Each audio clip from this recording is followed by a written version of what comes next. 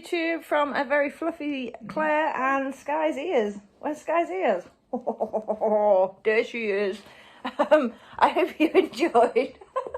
Do you know, right, just a little bit of backstory. I've literally just come from the kitchen, made my massive cup of coffee, and I portion the dog's dinner up every day to then work with her to later date.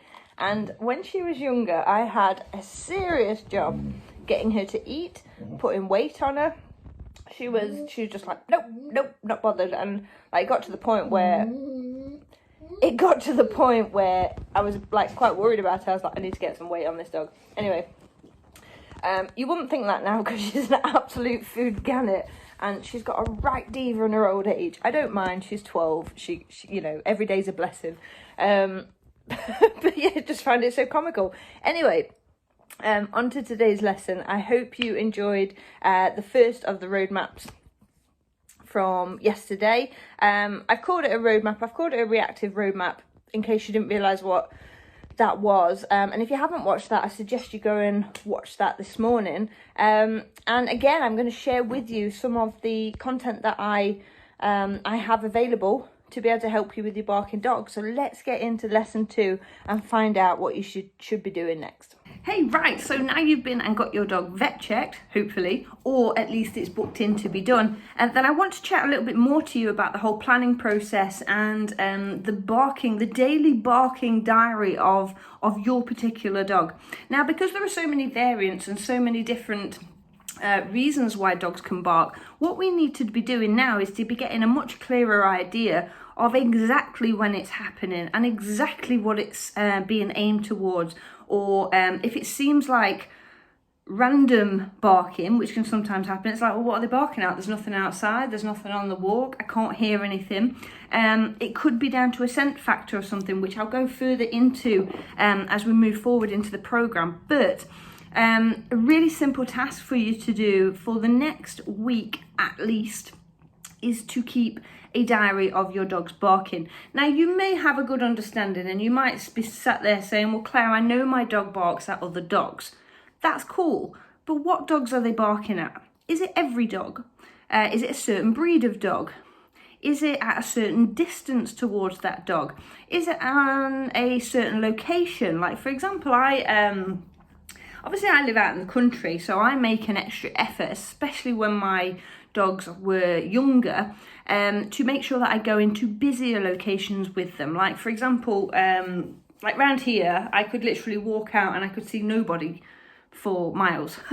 That's why I build into my socialization program, especially my mum lives in Nottingham, so I make an extra time, if you like, get your words out, to go down to Nottingham and show my dogs the experience of the city.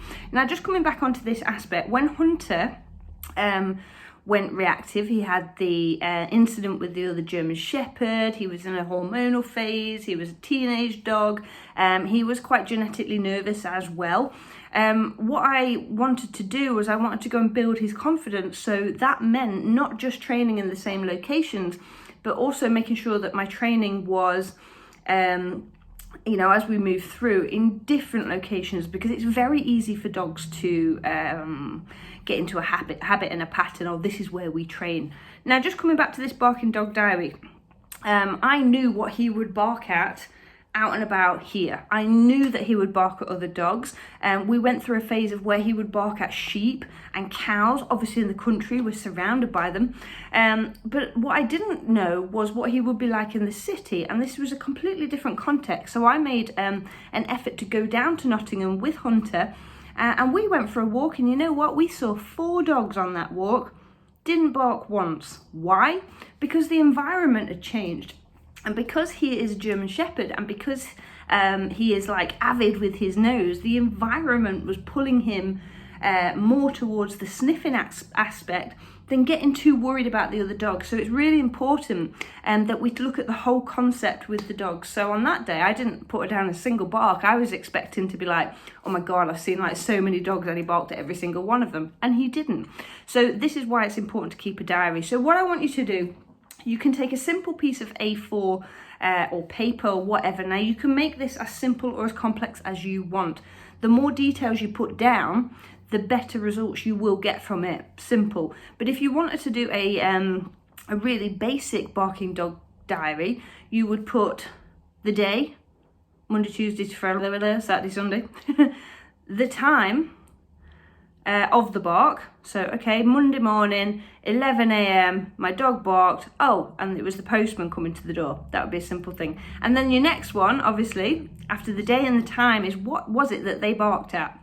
I would also like for you to kind of put down how long the bark lasted. So maybe normally where you would interrupt or tell them to shut up or go down to support them or whatever, just leave it for 20-30 seconds. Let's see if they shut up on their own or whether you do need to step in. Now, I want to stress that if your dog is doing this through like sheer fear or whatever bark it is that they're doing, I do not want you to have a stressed out, worried dog.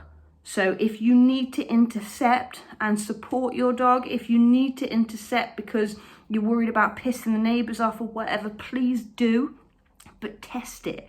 See if the dog settles down on their own, because like when we get into the phase of like attention barking and when we move through that sort of program, a little backstory for you actually, just quickly before I finish this video. I learned that in my other house, my dogs actually alert barked to get my attention. Really funny story on that with Hunter, but I'll share more about that with you in a different video.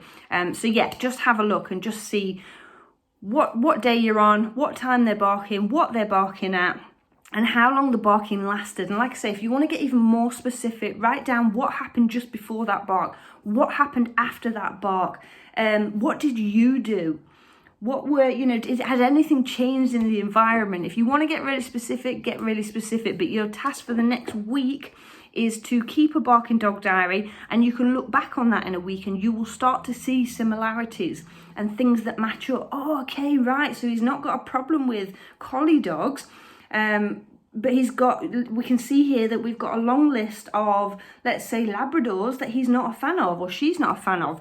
And once it's down on pen and paper, you've got a much clearer idea of what it is that you're mainly dealing with. So get to it, get started with your barking dog diary, and I'll see you on the roadmap for lesson 3.